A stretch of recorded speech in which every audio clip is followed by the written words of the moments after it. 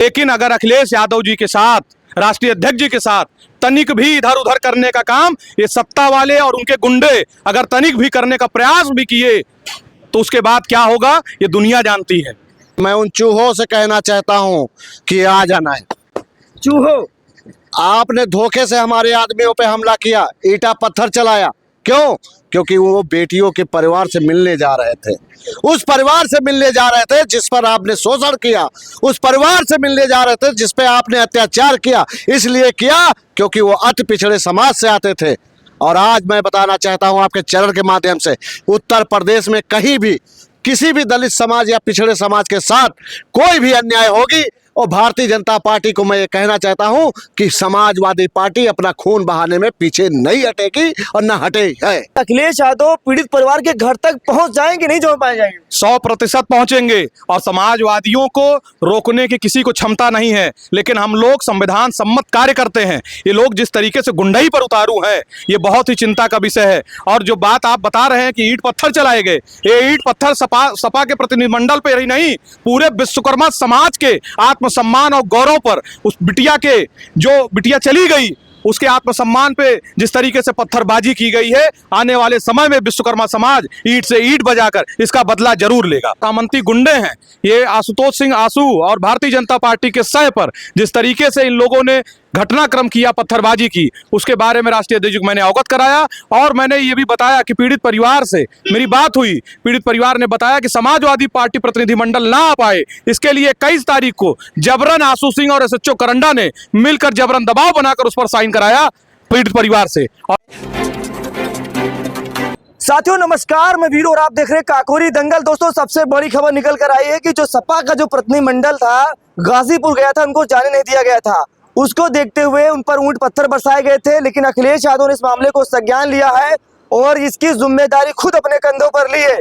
29 अप्रैल को अखिलेश यादव जी पहुंच रहे हैं, बड़ी खबर निकल कर आई, हम बातचीत करेंगे। सर, अभी अखिलेश यादव से आपकी मुलाकात हुई, उस मामले को लेकर क्या कुछ कहना चाहेंगे? पहले आदरणीय राष्ट्रीय अध्यक्ष जी से मैंने मुलाकात की, उनको सारी बात बताई। जिस तरीके से ये फर्जी जो सामंती गुंडे हैं, ये आशुतोष सिंह आसू और भारतीय जनता पार्टी के सह पर जिस तरीके से इन लोगों ने घटनाक्रम किया, पत्थरबाजी की, उसके बारे में राष्ट्रीय अध्यक्ष को मैंने अवगत कराया। और मैंने ये भी बताया कि पीड़ित परिवार से मेरी बात हुई, पीड़ित परिवार ने बताया कि समाजवादी पार्टी प्रतिनिधिमंडल ना आ पाए, इसके लिए 21 तारीख को जबरन आशू सिंह और एसएचओ करंडा ने मिलकर जबरन दबाव बनाकर उस पर साइन कराया पीड़ित परिवार से। और लास्ट में एक बात आपको मैं जरूर बताऊंगा, ये जो जिस तरीके से सामंती गुंडे लगातार भाजपा के दम पे जिस तरीके से कर रहे हैं, संविधान को तोड़ रहे हैं, मैं उनके लिए मात्र 2 लाइन कहूंगा कि ये चूनर धानी धानी भूल जाओगे, ये पुरवा की रवानी भूल जाओगे। और जिस दिन हम लोग संविधान से थोड़ा इधर उधर हुए, उस दिन जितने फर्जी माफिया हैं ये सारी लंतरानी भूल जाएंगे। राष्ट्रीय अध्यक्ष जी के साथ और समाजवादी पार्टी के साथ और विश्वकर्मा समाज के साथ जिस तरीके का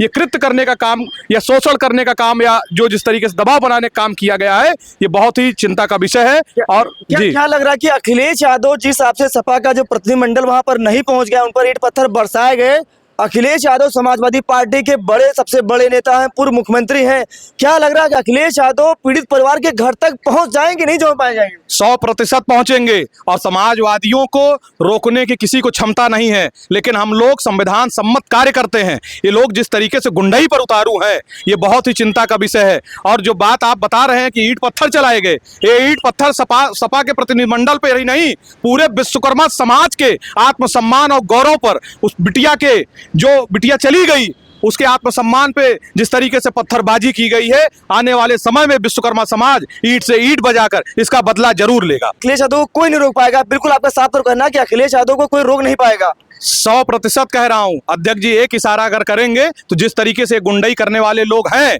ये जो फर्जी गुंडई कर रहे हैं दिखावेपन का भी सत्ता के दम पे, ये बहुत बड़ा ऐतिहासिक ये जो दुर्घटना की गई है ये बहुत ही चिंता का विषय है। ये बहुजन पर लाठी चलाई गई है, बहुजन के सम्मान पर लाठी चलाई गई है। अच्छा, तो लेकिन जैसे सपा का जो प्रतिनिधिमंडल गया तो उनको तो नहीं जाने दिया गया था, वही घटना दोबारा न घट जाए, मामला ये होता है। आपको एक बात बता दे रहा हूं, क्या हुआ कैसे हुआ इस दुनिया ने देखा।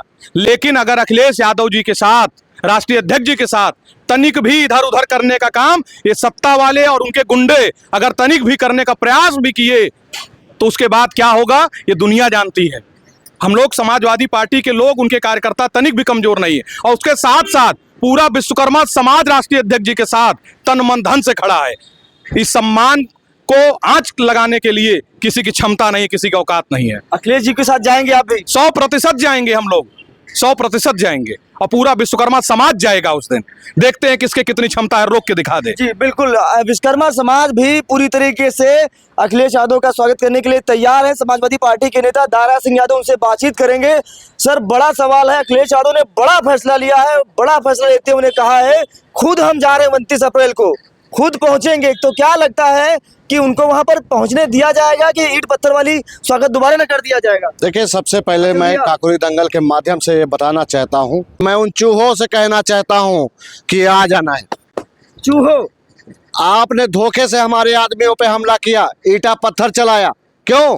क्योंकि वो बेटियों के परिवार से मिलने जा रहे थे, उस परिवार से मिलने जा रहे थे जिस पर आपने शोषण किया, उस परिवार से मिलने जा रहे थे जिस पे आपने अत्याचार किया। इसलिए किया क्योंकि वो अति पिछड़े समाज से आते थे। और आज मैं बताना चाहता हूं आपके चैनल के माध्यम से, उत्तर प्रदेश में कहीं भी किसी भी दलित समाज या पिछड़े समाज के साथ कोई भी अन्याय होगी, और भारतीय जनता पार्टी को मैं ये कहना चाहता हूं कि समाजवादी पार्टी अपना खून बहाने में पीछे नहीं हटेगी और न हटे है। पहली बार जब सपा का प्रतिनिधिमंडल वहां पर गया तो ईंट पत्थर बरसाए गए, मंत्री जी का सर और फट गया, अस्पताल में भर्ती रहे। अखिलेश यादव ने ये जिम्मेदारी खुद अपने कंधे पर ली है, तैयारी उनकी भी बड़ी हो सकती है। क्या लगता है कि अखिलेश यादव जी सम्मानपूर्वक वहां पर पहुंच जाएंगे कि ऐसी घटना दोबारा न घट जाए? अब ये तो उत्तर प्रदेश के जो मुख्यमंत्री हैं उनके इम्तिहान की घड़ी है, जो हर मंचों से कहते हैं कि अपराधी उत्तर प्रदेश छोड़ के चले गए। अब उनकी कानून व्यवस्था की परीक्षा है। अब हम देखना चाहते हैं कि उनका कानून क्या करेगा और वो क्या करेंगे, क्योंकि जिस तरह से अपराधियों को पाल के रखे हुए, पोषित करके रखे हुए हैं, वो अपराधियों को क्या करेंगे। तो दारा सिंह का अनुमान क्या कहता है, अखिलेश यादव शांति से पहुंच जाएंगे? आपने देखा होगा कि देवरिया वाले घटना में मान्य जी को रोकने का बहुत प्रयास किए थे। जब समाजवादी पार्टी के साथी निकले समाजवादी पार्टी का झंडा लेकर, तो उन प्रशासन को भी पीछे हटना पड़ा था। मैं कहना चाहता हूं कि उत्तर प्रदेश में कहीं भी बेटियों के साथ घटना हो, अगर ये उत्तर प्रदेश की सरकार उन बेटियों के साथ खड़ी होती तो हमें लगो क्या जरूरत है वहां जाने की, क्या जरूरत है। आपकी जाति का अगर कोई होगा तो आप 24 घंटे में न्याय करते हैं। अगर वही विश्वकर्मा समाज का, वर्मा समाज का, यादव समाज का, मुस्लिम होगा तो आप भेदभाव करोगे। आपने देखा होगा कि अयोध्या में जब हमारे समाज का, मुस्लिम समाज का एक व्यक्ति को अपराधी जबरदस्ती घोषित कर दिया था, न्यायाधीश महोदय जी ने जब न्याय किया तो भारतीय जनता पार्टी की बोलती बंद हो गई, छुप के बैठ गए थे। मोहित खान याद है ना आप लोगों को, किस तरह से उसको बलात्कारी बता रहे थे आप लोग ही बता रहे थे। और आज मैं कहना चाहता हूं कि अगर हमारे उत्तर प्रदेश में बहन बेटियों के साथ शोषण अत्याचार हो रहा, उसके जिम्मेदार आप लोग हो, क्योंकि आप लोगों के पास वो क्षमता, वो हिम्मत नहीं बची है कि भारतीय जनता पार्टी के मंत्री और नेताओं से पूछ लो जाके कि जब तुमको वोट लेना होता है तो आप हिंदू बताते हो, और जब न्याय करना होता है तो रावत की छोटी जाति बताकर हम लोगों को किनारे बैठा देते हो। यह है आप लोगों का। आप संविधान को नहीं मानते हो, आप इस देश के तिरंगे को नहीं मानते हो, आप इस देश के इंसान को नहीं मानते हो, तो मानते किसको हो भाई? गोडसे को, या जो अंग्रेज आए थे 100 साल या राज किए थे, उनको मानते हो क्या?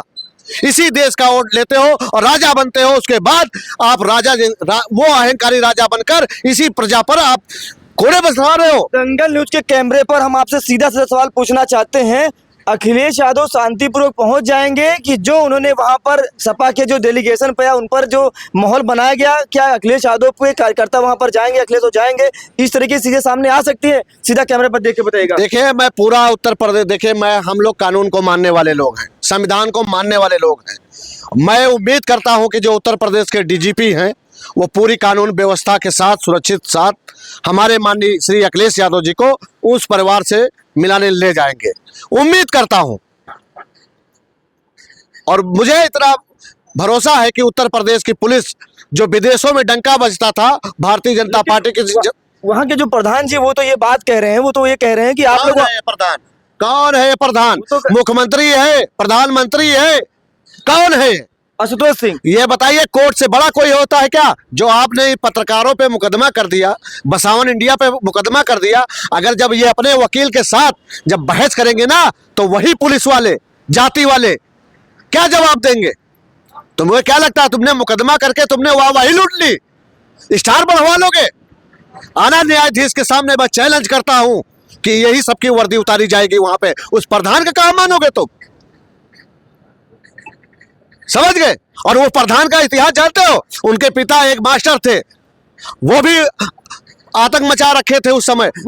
अरे सुन तो लो ताऊ, ज्यादा बुआ मत बना करो। उस समय उनके बाप जो है आतंक मचाया करते थे, आसपास के क्षेत्र के लोग परेशान थे, और यह भी थाने में बैठकर दलाली करता था। अपनी पत्नी को जिताया है, तब भी जनता ने इनको सम्मान दिया, प्रधान बनाया, और आप प्रधान बन के भेदभाव करोगे? इसलिए क्योंकि विश्वकर्मा समाज के 2 घर थे वहां पे, आप तानाशाही दिखाओगे? और हमारे ही प्रदेश में, हमारे ही देश में संविधान का उल्लंघन करोगे? कोई भी हो, संविधान का उल्लंघन करने वाला जेल जाएगा।